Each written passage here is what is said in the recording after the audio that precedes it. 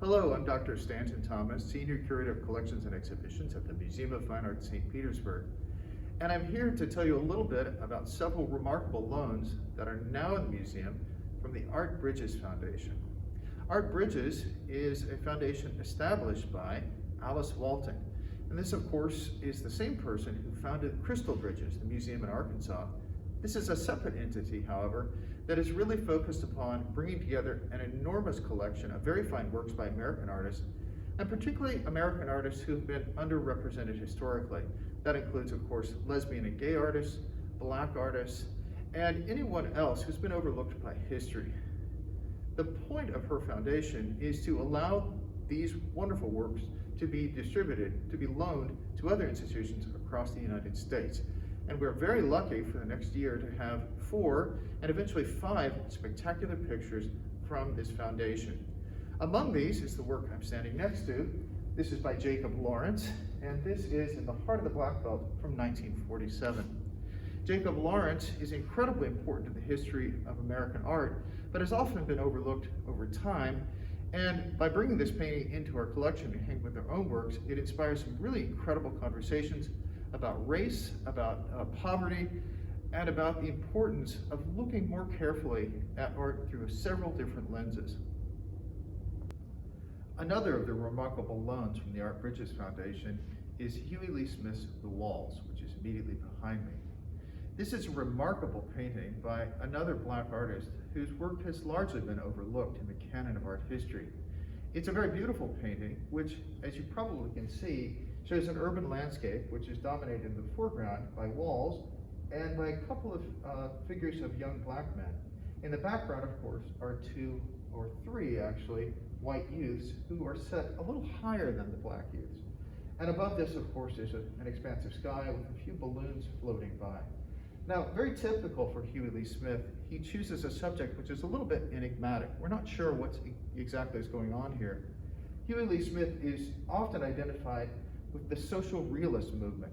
And this group of artists were very loosely defined, but they addressed all sorts of problems that were common in society, particularly during the mid-century period of the 20th century.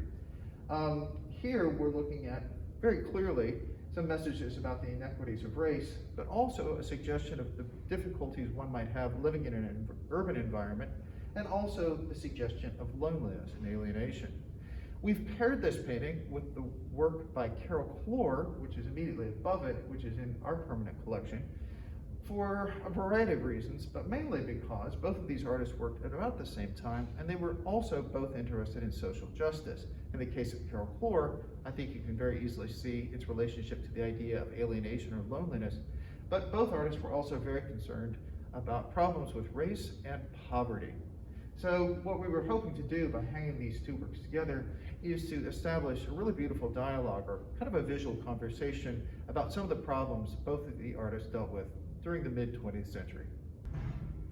This is another work on loan from the Art Bridges Foundation, in this case, Norman Lewis's Subway. Norman Lewis was a Black artist who often, in his earlier works, dealt with many problems associated with the social realists, that is to say, racism and poverty. As his work evolved over time, though, he became less and less focused upon realistic images associated with these themes, and more interested in abstraction. This work, again titled Subway, is a very important midpoint in his career, because on the one hand, some of it is very clearly based in reality. You can see, for instance, what appear to be the subway tiles which line the space, and maybe perhaps even a suggestion of the subway track itself.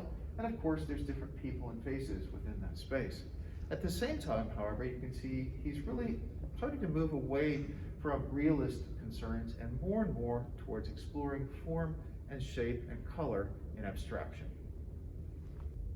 The last of the incredible loans from the Art Bridges Foundation currently on view in the Museum of Fine Arts is the work in front of which I'm standing right now, Lee Krasner's Re-Echo. Lee Krasner was a remarkable artist. She was a woman who was active in the abstract expressionist movement, which was largely male-dominated.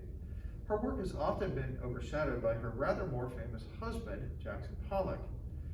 Interestingly enough, the painting here was done soon after his very untimely death, and it marks an incredibly important change in her life and the way she approached art. One of the changes was that since her husband was no longer using his very large studio in the barn on their property, she was able to take that space over and work on a much larger scale. The painting itself reflects the very difficult times through which she was living, and if you look at it carefully, you notice that some of the colors are quite dark and quite heavy, such as the browns, almost charcoals, but these are balanced by very beautiful pinks and greens and flesh tones, and these are all combined in this form which suggests growth and life and rebirth. And of course, this is one of the ways that she was able to work through her sense of loss and grief after her husband's very untimely passing. These 4 remarkable paintings on loan from the Art Bridges Foundation will be on view through February of 2022. However, in just a few months, in June of 2021, that is this summer, they will be joined by another truly exquisite work from the Art Bridges collection, and that is Marsden Hartley's Give Us This Day. Marsden Hartley was a remarkable painter who was extremely important to the foundation of American art in the early 20th century. The work which will be on view, Give Us This Day, is one of his many beautiful evocations of American scenery. However, interwoven with it is very strong religious symbolism, which gives it an even greater impact and a greater depth. This work again will be on view in June of 2021. I do encourage you to come and take advantage of this remarkable opportunity. If you have interest in seeing these works, please visit our website for more information about times. I hope to see you here soon.